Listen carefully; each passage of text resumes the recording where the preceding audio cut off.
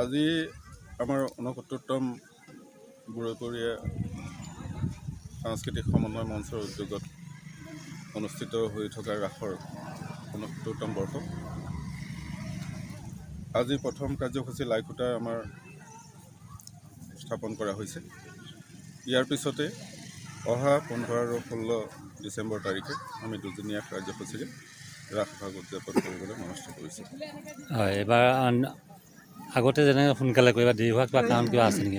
দেৰি হোৱাৰ কাৰণ আগতে আমি দেখা পাইছোঁ যে আমাৰ যিসকল ছাত্ৰ ছাত্ৰী এই অঞ্চলত আছে তেওঁলোকৰ পঢ়া শুনাত যথেষ্ট ব্যাঘাত জন্মা আমি দেখা পাওঁ। ৰিহাৰ্চেলত আহি আবদ্ধ হৈ থাকিবলগীয়া হয়। গতিকে শিক্ষাৰ প্ৰতি অলপ গুৰুত্ব ৰাখি আমি অনুষ্ঠানভাগ উদযাপন কৰাৰ সিদ্ধান্ত গ্ৰহণ কৰি অহা 13 তাৰিখে আমাৰ পৰীক্ষাসমূহ শেষ হৈ যাব। গতিকে মাজত এটা দিন ৰাখি 15 আৰু 16 তাৰিখে আমি ৰাসভাগ উদযাপনৰ বাবে সিদ্ধান্ত কৰিম।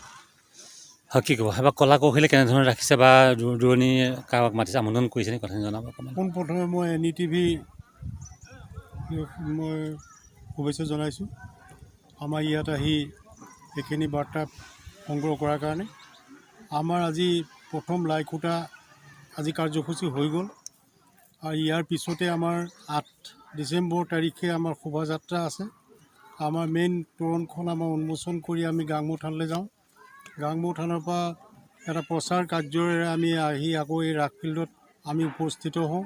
ইয়াত এটা প্ৰীতিভোজৰ আয়োজন হয়। ইয়াৰ পিছত আমাৰ 15 তাৰিখে আমাৰ প্ৰথম দিনা ৰাসৰ প্ৰথম কাৰ্যসূচী। সেইদিনা আমাৰ মোহিনী নাচিবৰ কাৰণে আমাৰ দূৰ দূৰণিৰ পৰা আমাৰ নাচনী ঠিক কৰা হৈছে আৰু 16 তাৰিখেও আমাৰ এজনী নাচনী ঠিক কৰা হৈছে মোহিনী ৰূপত আৰু দৈৱকী ৰূপত। গতিকে আমি এবাৰ অকণমান উলহ মালহেৰে আটক ধুনীয়াকৈ আমি এই ৰাসখন উপভোগ কৰিবলৈ ৰাইজক আমি দিব পাৰিম বুলি আমি আশাবাদী। আমাৰ ৰাসখনৰ উপ নিৰ্বাচনৰ কাৰণে কিছু আমাৰ পলম হৈ পৰিল আৰু ইয়াৰ পিছতে নিৰ্বাচন শেষ হোৱাৰ পিছতে আমাৰ পৰীক্ষা আছে ছাত্ৰ ছাত্ৰীসকলৰ। এই পৰীক্ষাৰ পিছত আমি শিক্ষাৰ প্ৰতি গুৰুত্ব ৰাখি আমি দিন এটা ধাৰ্য কৰি আমি 15-16 ডিচেম্বৰত সিদ্ধান্ত লৈছোঁ ৰাসখন উদযাপন কৰিবৰ কাৰণে। ধন্যবাদ। বিহালীবাসী ৰাইজক কি ক'ব? বিহালীবাসী ৰাইজলৈ এটাই আহ্বান যে পাৰ হৈ যোৱা দিনসমূহত যেনেধৰণে স্বতঃস্ফূৰ্তভাৱে তেখেতসকলে আহি আমাৰ ৰাস উপভোগ কৰিছে আৰু এই ৰাসৰ নিশ্চয় নতুনত্ব প্ৰতি বছৰে বছৰে পৰিৱৰ্তন কৰা হয় আৰু এইবাৰো নতুন সংযোজন পৰিৱৰ্তন কিছু হ'ব, নিশ্চয় উপভোগ কৰিব পাৰিব।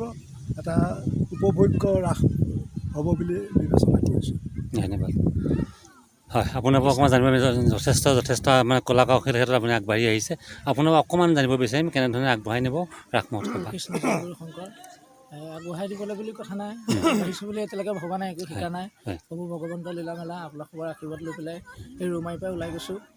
আশীৰ্বাদ কৰিব ভৱিষ্যতেও যাতে এনেধৰণে প্ৰভু ভগৱন্তৰ লীলা মেলাসমূহ গুৰুজনাৰ সংস্কৃতিসমূহ আগবঢ়াই লৈ যাব পাৰোঁ, তাকে কামনা কৰিছোঁ। আৰু আমাৰ ইয়াত অখৰা অকণমান দেৰিকৈ আৰম্ভ কৰিছোঁ, যিহেতু আমাৰ কলা কৌশলীসকল যথেষ্ট অভিজ্ঞ, সেয়েহে ভাল পাব বুলি ভাবিছোঁ।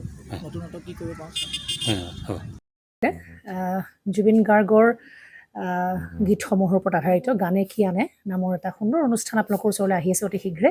অহা 15 আগষ্টৰ পৰা ধেমাজিৰ পৰা প্ৰথম অডিশ্যন আৰম্ভ হ'ব আৰু সেই অডিশ্যনৰ যোগেদি বিভিন্ন কণ্ঠশিল্পীসকলে যিসকলে এই অনুষ্ঠানত যোগদান কৰিব বিচাৰে তেওঁলোকে এই অডিশ্যনৰ যোগেদি আগবাঢ়ি আহক। আৰু জুবিন গাৰ্গৰ বহুত ভাল লগা গান আমি সদায় শুনি আহোঁ আৰু আপোনালোকৰ যদি ভাল লগা গান থাকে জুবিন গাৰ্গৰ আপোনালোকে গাই ভাল পায় তেন্তে অডিশ্যনত যোগদান কৰক। মোৰ ফালৰ পৰা আন্তৰিক শুভকামনা থাকিল এই সম্পূৰ্ণ অনুষ্ঠানটোলৈ।